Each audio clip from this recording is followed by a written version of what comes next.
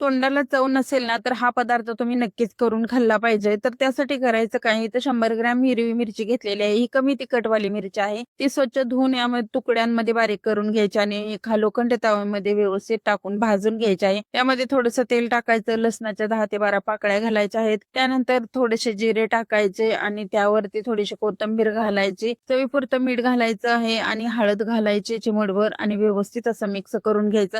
मिरची जी आहे ही थंड झाल्यानंतर एका खलबत्त्यामध्ये काढून घ्यायची आणि बारीक अशी कुटून घ्यायची आहे. या पद्धतीनं पाहू शकताय तुम्ही. चपाती बरोबर, भाकरी बरोबर हा मिरचीचा ठेचा अप्रतिम असा चवीचा लागतो. नक्की एकदा ट्राय करा.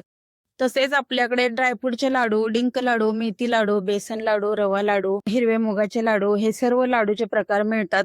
तर तुम्हाला लाडू मागवायचे असतील तर स्क्रीनवरती नंबर दिलेला आहे. तुम्ही नक्की ऑर्डर करू शकता. धन्यवाद.